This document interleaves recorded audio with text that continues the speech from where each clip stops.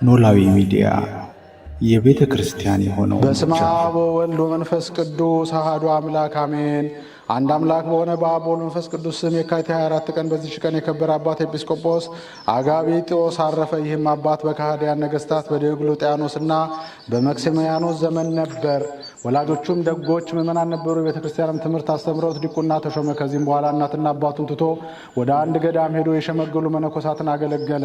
ከእርሳቸውም ወገን አምልኮትን ተማረ። አረጋውያንም እያገለገለ በገድል ተጠመደ። ያለማቋረጥም በጾም በጸሎትና በስግደት ይተጋል። ከጠዋትም እስከ ምሽት በመጾም የሽንብራ አሰር የሚመገብ ሆነ። ከእንቅልፍም ጋር ሊታገል በወደደ ጊዜ ከሽንብራ አሰር ጋር አመድ እየተመገበ 80 ቀን ኖረ። በዚህም ተጋድሎ ውስጥ እያለ ኃይሉ ግን ይጨምርለት ነበር። ለአረጋውያንም አገልግሎት አላስታጎለም። ሲጠራቸውም ጌቶቼ ይላቸዋል። የጽድቅንና የትሩፋትን ሥራ ሁሉ ፈጸመ። እግዚአብሔርም የሚያስደንቁ ብዙዎቹ የሆኑ የታላላቅ ታምራቶችን በእጆቹ ገለጠ። ከእሳቸውም አንዲቷን ብላቴና ዳናት። እርሷም እንደ እንጨት የደረቀች እስከምትሆን ድረስ ዘመን ጭንቅ ሆነ። ደዌ ታማ የኖረች ናት። ዳግመኛም ብዙ ሰዎችን ያጠፋውን ታላቅ ከይሲ በጸሎቱ ገደለው። በሰውና ከእንስሳም አስጨናቂ የሆኑ በሽታዎችን አስወገደ። የተጋድሎና የኃይሉ ጽናት ወሬውን በተሰማ ጊዜ ስሙ ሉኪያኖስ የሚባል መኮንን ወደ እርሱ ልኮ አስመጥቶ ያለ ውዴታው በግድ ጭፍራው አለቃ አድርጎ ሾመው። እርሱ ግን ተጋድሎን አልተወም። ጾምንም ጸሎትንም የትሩፋትንም ሥራ የሚጨምር ሆነ እንጂ የቀደመ ሥራውን አልተወም። በዚህም በጥቂት ቀኖችም ዲዮቅልጥያኖስ መክስሚያኖስን እግዚአብሔርን አጠፋቸው። አምላክን የሚወድ ጻድቅ ሰው ቆስጠንጢኖስ ነገሰ። ይህም ቅዱስ ጭፍራ ውስጥ ይወጣ ዘንድ ምክንያት የሚሻ ሆነ። ንጉሥ ቆስጠንጢኖስ እጅግ የሚወደው መልከ መልካም የሆነ ወጣት ብላቴና ነበር። ክፉ ጋኔንም ተጫነበት። በቀንም በሌሊትም ታላቅ ሥጋይን የሚያሰቃየው ሆነ።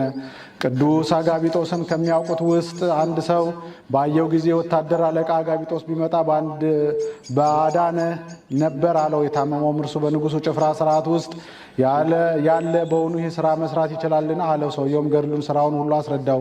ጋኔን ያደረበትን በእውነት ሊያድነኝ ይችላልና ከዚህ ከአስጨናቂ ደዌ ያድነኝ ዘንድ የወታደር አለቃ አጋቢጦስን ፈጥናችሁ አምጡልኝ አለ። ንጉሥም ይህን ባወቀ ጊዜ ቅዱስ አጋቢጦስ እንዲያመጡ ታዘዘ። በመጣ ጊዜም በወጣቱ ላይ ጸለየ። በከበረ መስቀልም አማተበው።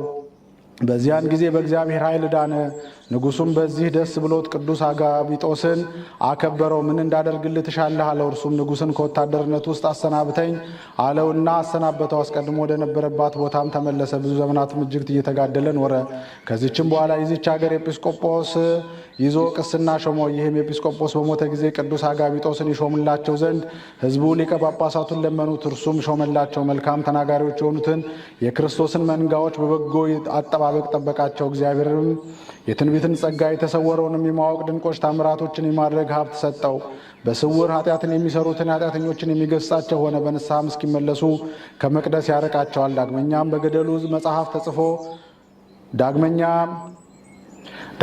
በገድሉ መጽሐፍ ተጽፎ የተገኘ የታላቅ ወንዝ ወራጅ ውሃን በመስቀሉ አቁሞ ወደ ሌላ መንገድ የመለሰው። የዕውር ዓይኖችንም ገለጠ። ለምጻሞችን አነጻ። ብዙዎች በሽተኞችንም አዳነ። ለእግዚአብሔር ምስጋና ይሁን፣ በረከቱም ከእኛ ጋር ትኑር ለዘላለሙ አሜን።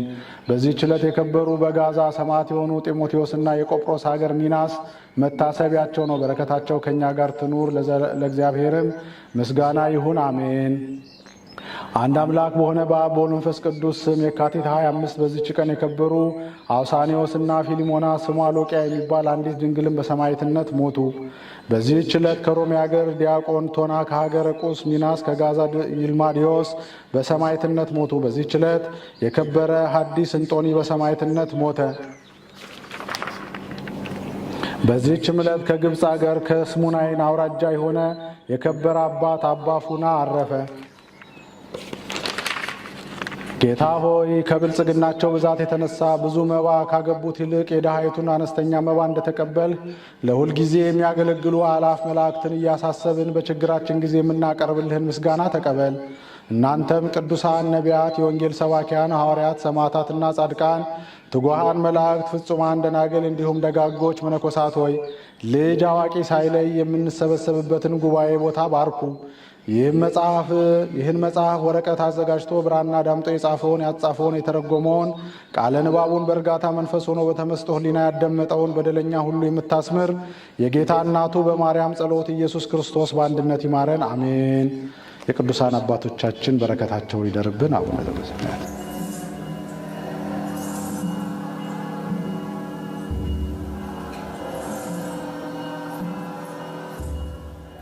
ኖላዊ ሚዲያ የቤተ ክርስቲያን የሆነውን ብቻ